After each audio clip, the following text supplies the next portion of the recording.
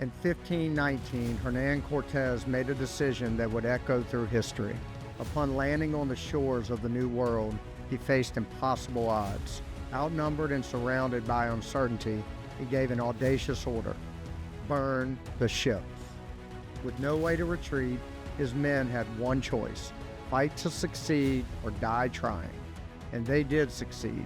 Cortez's story isn't just about conquest, it's about commitment. It's about making bold decisions, eliminating excuses, and going all in on your vision. Welcome to Burning the Ships, the podcast where we explore what it means to take risks, push boundaries, and refuse to look back. I'm Jason Seward, your host, and each episode we'll share stories, strategies, and insights to help you tackle your challenges head on, overcome obstacles, and make your own history. This is Burning the Ships. Let's get started. Welcome to Burning the Ships podcast, Weekly Ramble, and I'm your host, Jason Seward, and today's topic is going to be all about reputation management, awareness, all things around reputation from my perspective and experience. Kind of like everything else I talk about, it's all from my perspective, my experience. So I'll talk about some ideas that, some folks may or may not agree with, but it's, again, I look at all of this objectively. I'm never married to any of my ideas, but again, when I talk about certain things, it's in the moment I'm talking about them, it's my thoughts, my perspectives, and hopefully as I share them, I can provide value or get some feedback that may change my opinion on a few things. Again, I'm not very few things in my life do I have my feet dug in the sand or, set in stone with my ideas. So before we get into the topic of reputation, we'll do JJ's joke of the week. And this is more of a riddle than a joke, but I'll tell it. I'm tall when I'm young and I'm short when I'm old. What am I? A candle. And that is JJ's joke / riddle of the week. I like that. I like a good little riddle. I've heard that one before, but that is JJ's joke of the week. If you guys, this will probably come out the week after. I just had him on a weekly ramble last week, so he got to come on and tell the joke himself. So that was pretty fun and a fun little episode. We didn't really touch on any particular topic. I just asked him a bunch of questions, and I may do that from time to time because he's fun in short doses for stuff like this. Anybody that listened to that episode could probably tell towards the end he was ready to rock, and so much so that he just disappeared from the screen and ran off. So that we didn't get a full. It was a very short episode, but it was a fun one. So reputation. I've mentioned in recent episodes, I think I've mentioned it on the podcast, but if not, we've talked about it on social media. But I've started doing a blog that is housed on our website. So the website, 608bcapital.com. I've probably done, 10 to 12 articles so far on it. And what I'm looking to do there is a couple things. And this will lead into the topic I'm discussing today because one of my most recent blogs was around this topic of reputation. So with the blog, the idea is like a lot of things that I talk about on this podcast, I'm spitfiring in real time from my mind. Very rarely do I have like my thoughts organized around certain topics. I just go. And for me, that's the way I like to communicate best.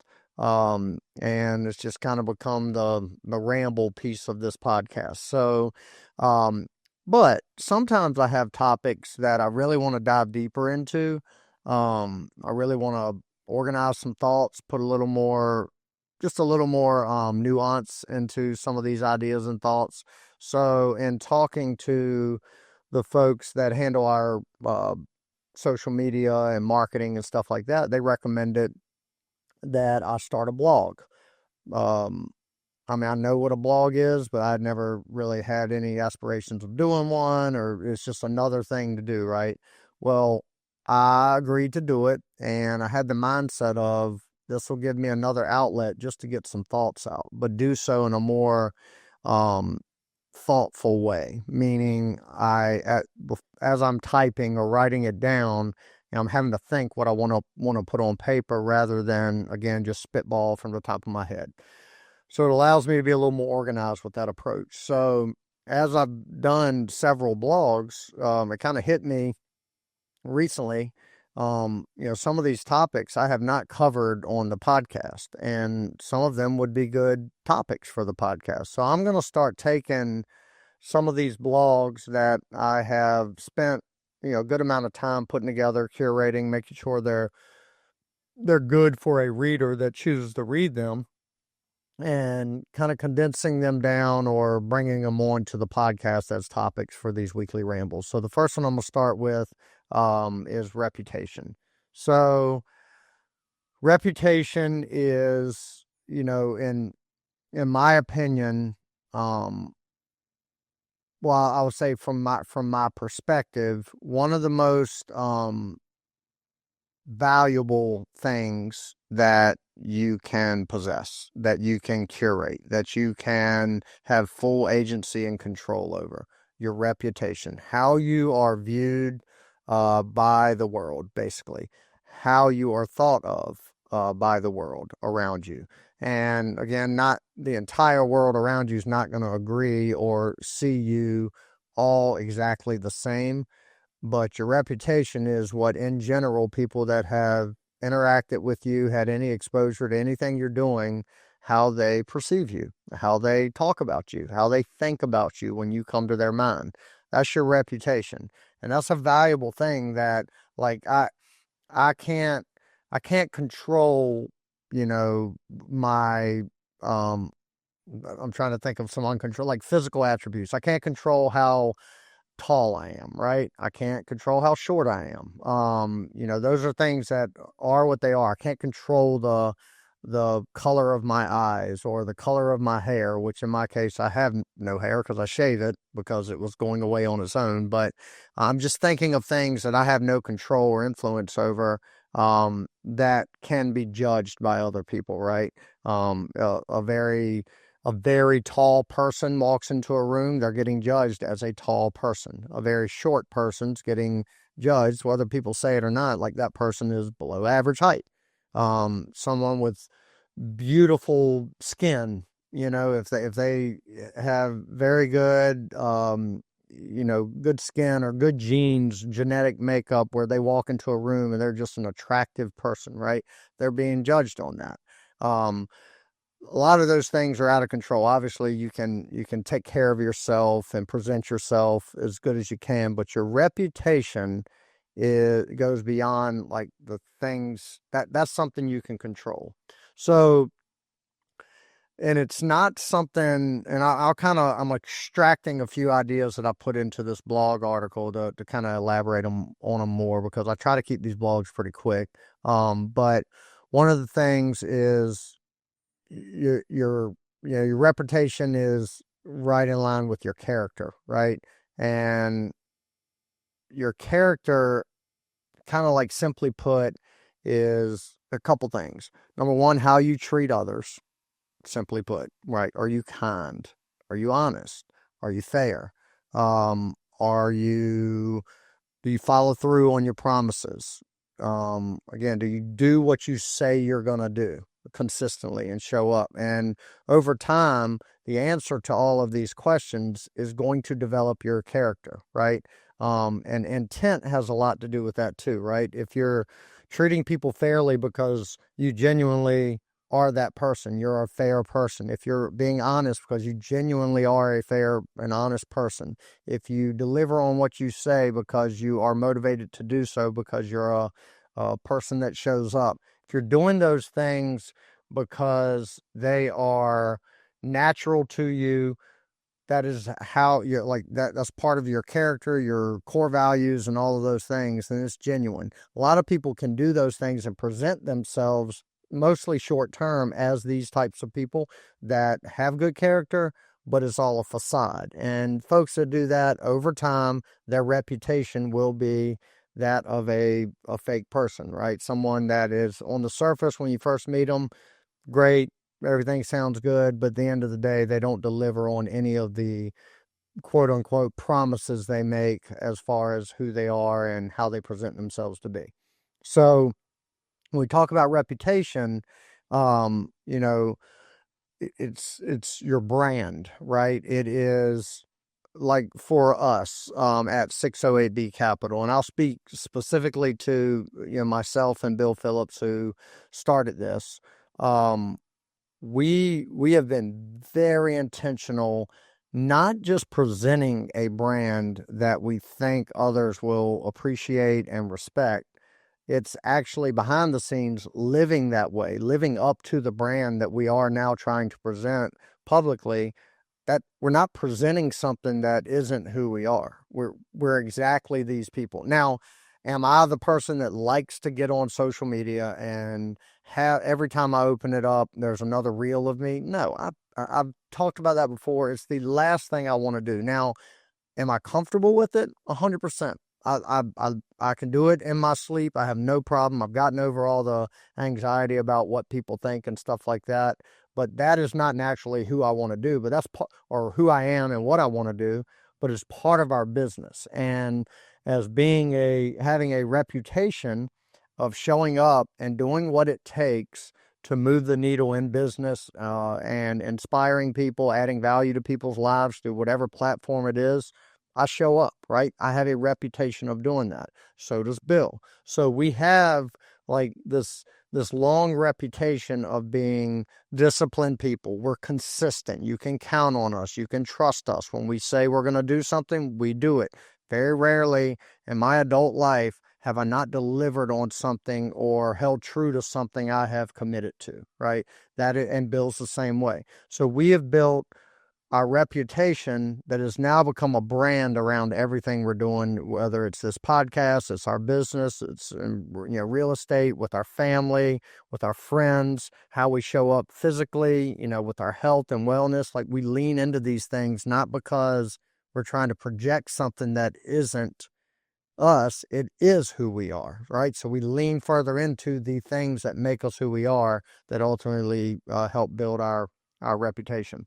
So when it comes to curating a reputation, and sometimes I hate saying it that way, but I don't know of any other word to use. So like when I think of curating, it's like you're creating, you're facilitating something. Well, that I, there's no better way to say it, right? When if I want let's go, I'll stick to our business, which is a debt fund, right? And in order for us to run an effective business model, we have to get a lot of people to trust us, right? They have to, number one, get to know us. How do they get to know us if they're not physically with us all the time?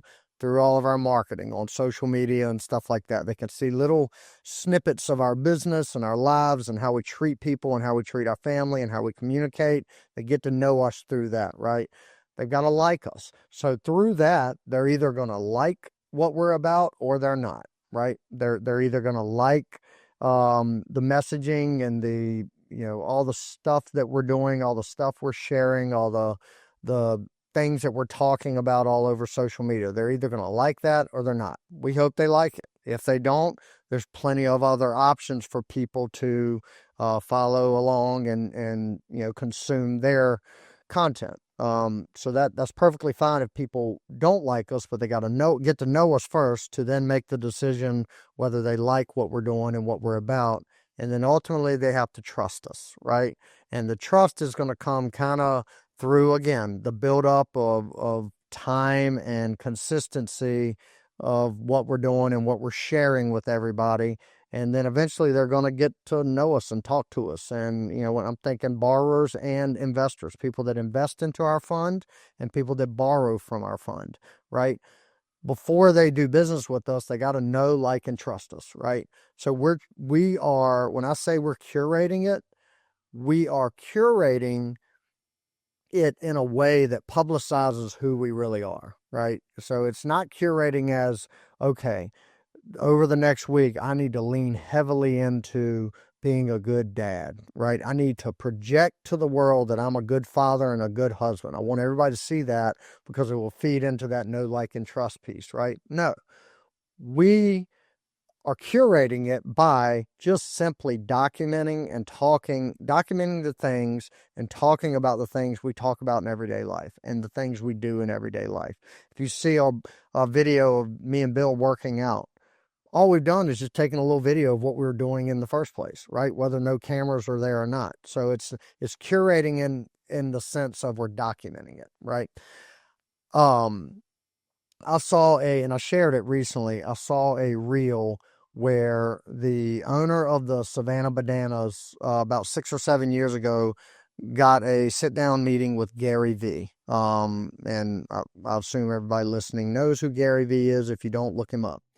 Um, and in that meeting, you know, Garrity was fascinated. At this point, the Savannah Bananas were operating just out of Savannah. They were having like 4,000 people show up at their game. They were selling out the stadium they had, but it wasn't a high capacity stadium. But they were doing really well, and they had kind of reached their ceiling in the current environment they were in.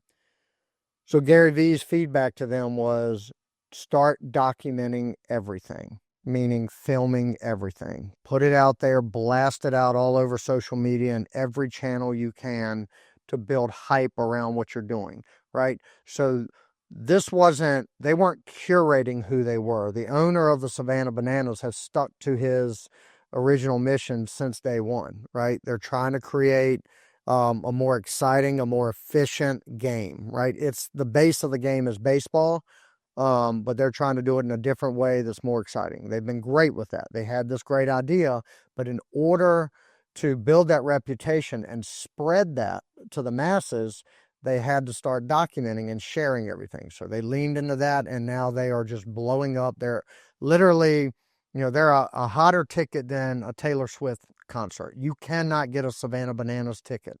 It's very difficult. And they're selling out multiple nights. They just sold out 2 nights in a row in Boston at Fenway. Week before that, they sold out the Washington Nationals Park, I think, 2 nights in a row.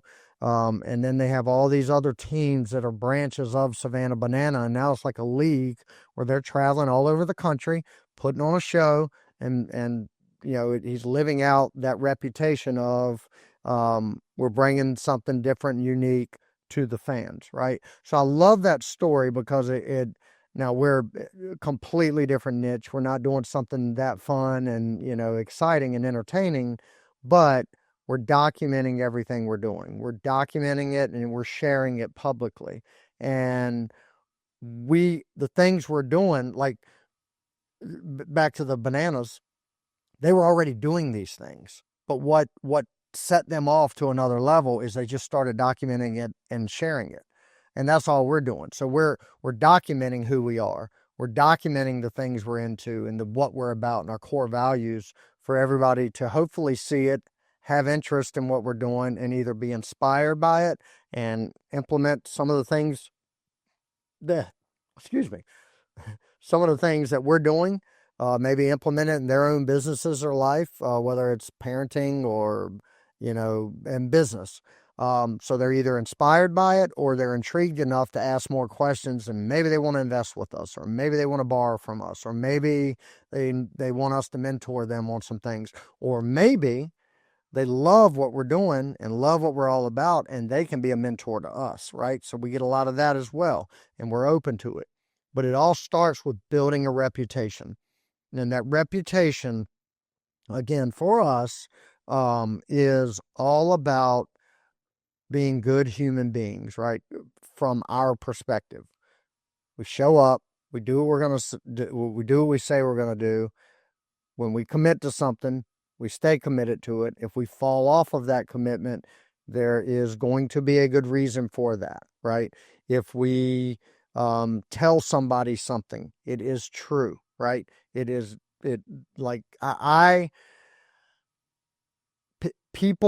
biggest thing in my life to me to protect is, again, my reputation. That's what this topic is about. And part of that to me is being something or someone that somebody can trust, somebody that someone can confide in with, whether it's a difficult time they're going to, and they know they can share that with me without me sharing it with others. Whether it's information that needs to be shared with me, but also needs to remain confidential. I can be the one, you can take it to the bank that won't leave my mouth. Um, and part of reputation is like I'm very aware of other people's reputation, right? Just as I expect people to be aware of my reputation. I hope they are. Um, but there's little subtleties with this that, along the way and through my experience, and this might be something that some do not agree with, but it's been something that when it comes to reputation, as far as being somebody can trust, this is a one little nuance that has been clear to me over the last several years. And it's this idea of how many people listening, and think through this for a second, have acquaintances, friends, maybe even family member, maybe even loved ones that pretty regularly they are telling you, they're presenting something to you in this way. And I quote, "Hey, I got to tell you something, but you can't tell anybody you heard it from me, or you can't tell anybody I shared this with you, or this can't get back to so and so, blah, blah, blah." I've got a pile of people in my life, people that I love to death, that every time I'm around them, I'm getting hit with something like that. Well, what does that tell me? Somebody has entrusted them with information, right? Somebody has given them their trust to share this information with them in hopes that they will keep it confidential. Now, there are some exceptions, right? If somebody's in danger or something and it needs to be shared with me because I can save the day or whatever the case may be. But if it's, like gossip type stuff, or even worse than that, like some serious financial or business type stuff, if someone tells me that, hey, you can't, I'm going to share this information with you, but it's got to stay between us. You can't share it because somebody told me that they didn't want me to share it. Do you think I'm going to entrust that individual with any of my confidential information ever? No. Do you think I'm going to share things that are deeply personal to me with that individual? Absolutely not. Because if they don't have if they haven't exuded the trust or the confidence in other people to be able to share information with them and then not pass it on to me, and they're telling me, hey, I can't tell you this, but here's the information. If you ever say, like, if I ever hear that this gets back to so and so that I told you, I'm going to deny it, that kind of person, we all have them in our lives. That's not somebody I'm going to trust with any of my information. And in my eyes, are building a reputation as someone you cannot fully trust with confidential information. Now, that is a nuanced example, but that's something that, like, I recently had someone, and this person may hear this podcast, so, but I'm just being fully transparent. Someone come to me and share some very, and I didn't ask for it. I didn't solicit this. It was proactively reached out to me to share something very confidential about another person, that a mutual person we knew. Um, and the information, if true, was like, that's some serious stuff. That's terrible. That's going on, or that's a bad situation. But it was told to me in this way: you cannot tell anybody I told you this. Right. So if you're leading in with that, then I know you're getting ready to share something with me that shouldn't be shared, right? You should not. Somebody entrusted you with that, but they went on to share it with me. And my takeaway from that interaction was, because what they shared about the other person, if true, it's pretty bad information, right? It's information that, I want to know that information about this individual, but I don't want to be told that information by somebody that was trusted not to tell anybody, right? So that interaction, I walked away from it with the person that shared that information with me. I I question their integrity and reputation a lot more than the person that the information was shared about, if that makes any sense. And that's kind of my barometer a lot of times around like how well I can trust somebody. My wife and I have a rule and an understanding, and so do my kids and I. Now, something with kids gets a little bit different because sometimes they need to share. Like if they have a 13-year-old shares with my daughter that she is, one of her friends is thinking about doing something bad at school. I'm grabbing an example out of the sky. My daughter better tell me about that, right? That's a little bit different. But as an adult, um, and same thing as an adult, if somebody shares something with me that is going to negatively impact somebody else, like hurt them, harm them, I'm probably gonna, if it's worth reporting to the police or something like that, I'm probably gonna do it, right? It's the right thing to do. But outside of that, if it's just general information, my wife and my kids and I have this understanding that um, we don't have to tell, you know, like for example, I have very close friends, some very close friends in my life, guy and girlfriends that feel comfortable sharing information personal to them with me, right? It might be business information, financial information, some family stuff, some relationship stuff that they're going through. But I've got a handful of friends that I've developed trust with. I've built a reputation that they can trust me. When that gets shared with me and they say, "Hey, I'd rather not this get shared with anybody," right? Katie's not hearing about it, right? And vice versa. I I have learned things, later. Like again, a good example was Katie. This was about a year ago. Found out that one of our friends was pregnant, right? But that friend didn't want to share it with anybody. Now they've had the baby since then, and everything's great. But that at the time, it was early on in the pregnancy. Katie's really good friends with this person. They shared it with her and asked her just keep it quiet until we decide to share it publicly. Well, when it got shared publicly, I was like, "Katie, did you see where so and so? Oh my gosh, how'd you not know that?" And she was like, "Well, I mean, I kind of knew about it. We talked about it, and there was nothing in me that went, why didn't you tell me? I already knew the answer." She didn't tell me because she was trusted not to tell anybody, right? So yes, Katie and I share everything with each other, but if we have people that trust us with information, it's not getting shared, and that's just kind of a principle thing that we stick to. And I kind of got on a tangent with all this about like basically being someone, have the reputation of someone that as someone that people can trust. So I'm very big on that. Will always be that way. Another thing when it comes to reputation management, and this is something like people my age and older didn't grow up with this, right? And that is the internet. I remember I got like the first time I was on the internet, like many people my age, was AOL. It was probably 1998-ish, 99-ish. It was like my junior, senior year in high school. Um, so I was not fully mature, but I was a little more mature than a 13-year-old that has access to it now, right? Um, but what I could not imagine, me being 12, 13, 14 years old, as immature as I was, having access to things like Instagram, TikTok, Snapchat, text, group text, all these things. I would have gotten in trouble, right? And so I've learned how to interact with these things over the years as I matured, right? So you're not going to find anything. I didn't have a Facebook account until probably 2007, and then Instagram I didn't get until 5 years ago, probably. Um, so I was an adult, and you will not find. You can scrub my social media as much as you want. You won't find anything that where like if somebody was trying to hire me and research my history online, you're not gonna find anything. Zero. Nothing that makes me look like a bad person, right?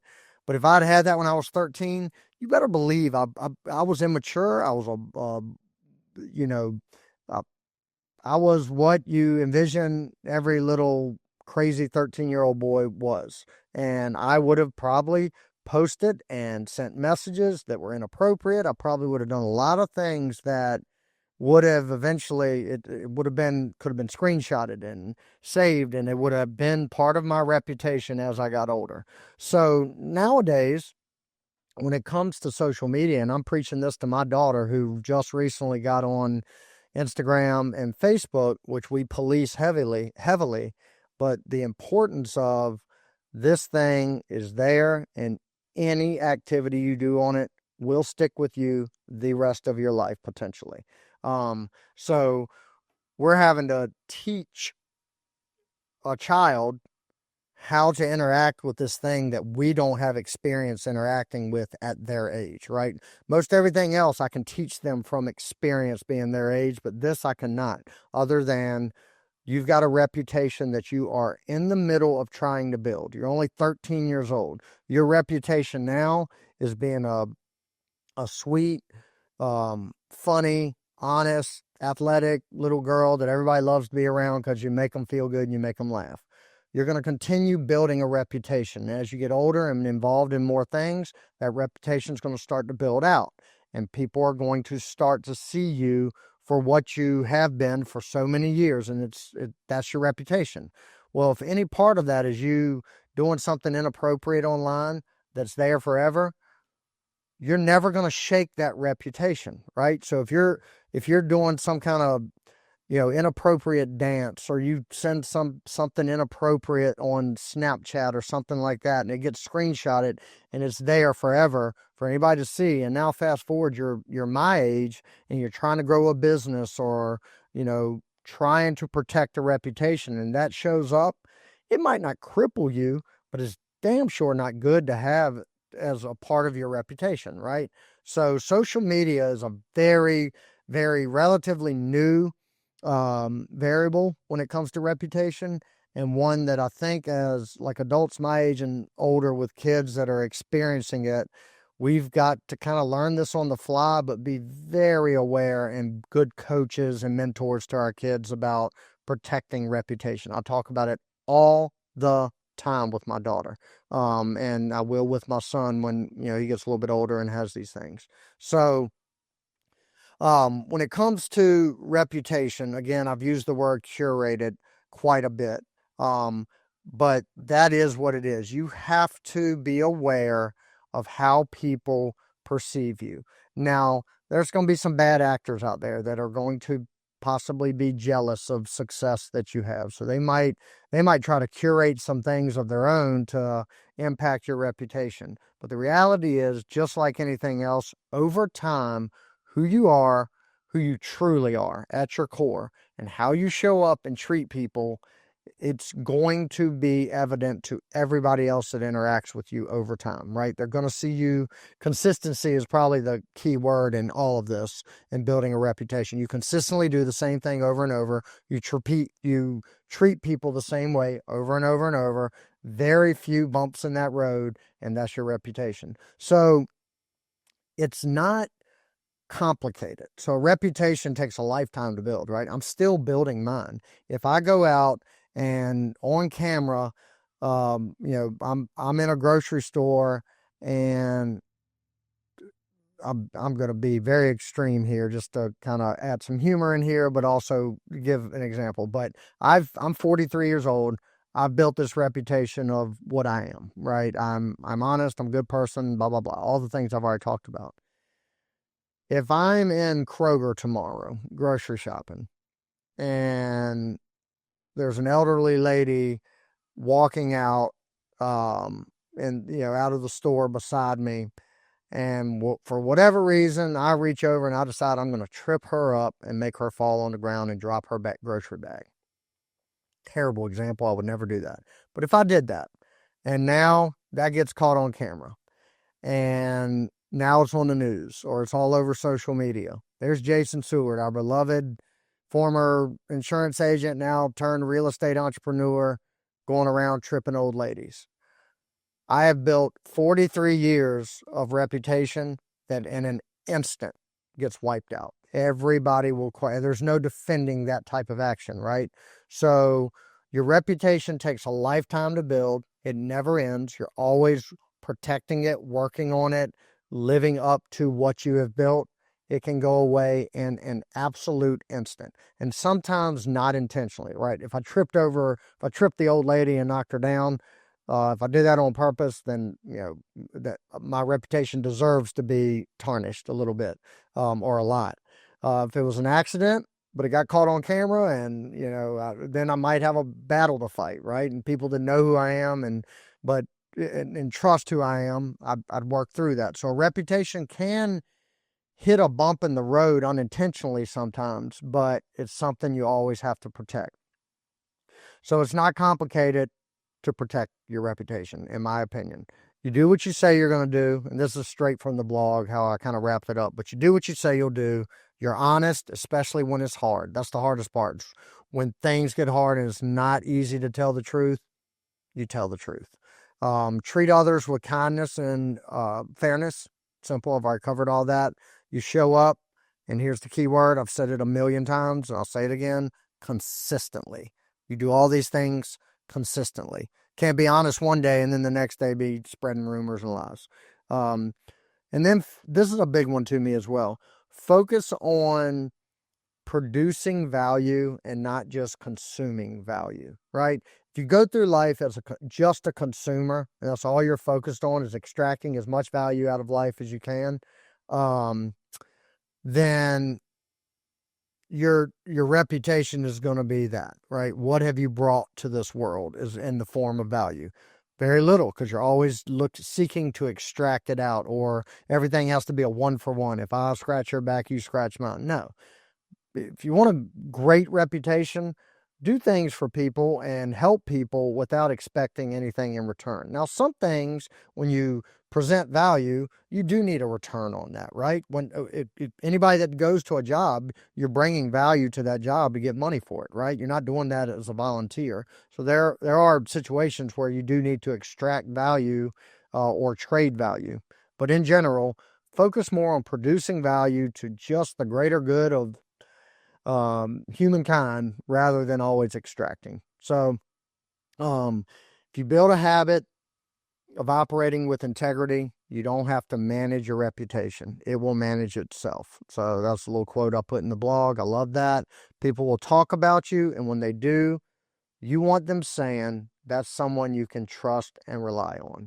So the final thought I'll kind of end this with is, like, your reputation is one of the only things in life you have full agency over. Agency means you have ownership. And I talk a lot about having ownership and extreme ownership of everything in your life, but you truly have full agency over your reputation. You are the one that is building it for what it is, right? So it's one of the only things in life that you really have full ownership over.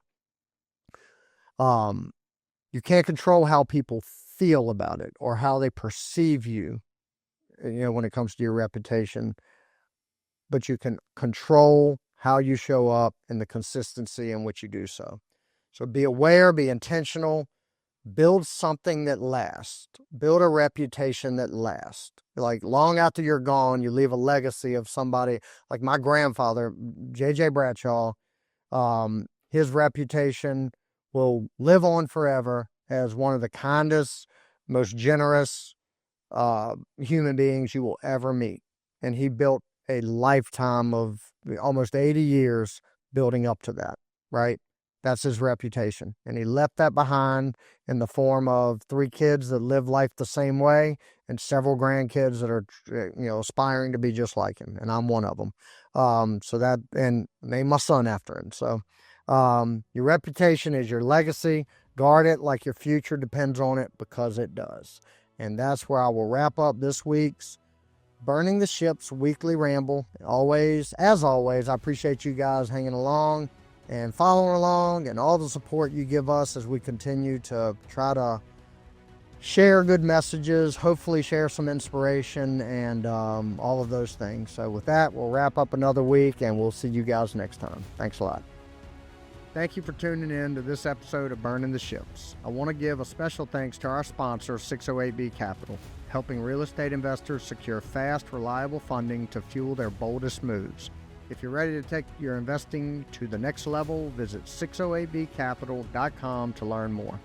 If you found value in today's episode, please take a moment to rate and review the podcast.